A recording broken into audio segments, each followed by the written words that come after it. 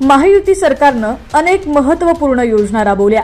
यात प्रामुख्यानं महाराष्ट्राच्या ग्रामीण भागाच्या विकासासाठी या सरकारनं महत्त्वपूर्ण प्रकल्प आणि योजनांची अंमलबजावणी केली।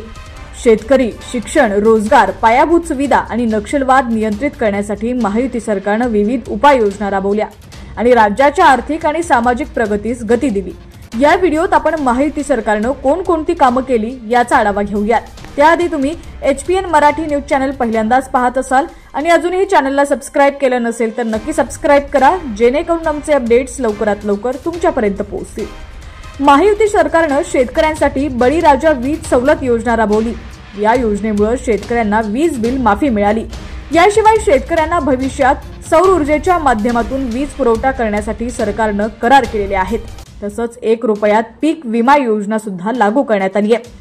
महायुती सरकारच्या काळात ग्रामीण भागातले रस्ते, रेल्वे मार्ग आणि महामार्ग प्रकल्पांना गती देण्यात आली आहे। सोलापूर, तुळजापूर, धाराशिव रेल्वे मार्गासाठी 452 कोटी रुपये, तसंच लातूर जिल्ह्यात नवीन राष्ट्रीय महामार्गासाठी 2800 कोटींचा निधी मंजूर करण्यात आलाय।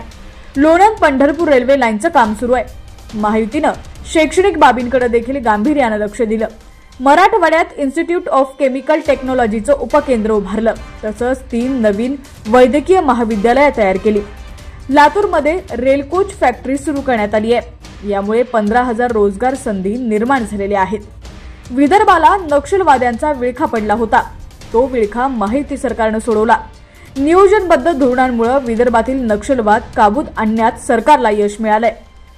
गोंदिया इथं समृद्धी महामार्गाचं काम सुरू आहे। तसंच विदर्भातील रस्ते आणि सिंचन प्रकल्पांना विशेष गती देण्यात आली आहे। याशिवाय मुंबई गोवा महामार्गाच्या प्रलंबित कामाला गती देण्यात आली आहे। तसंच कोकण रेल्वे स्थानकावर विमानतळाच्या धर्तीवर आधुनिक सुविधा उभारण्यात आलेल्या आहेत।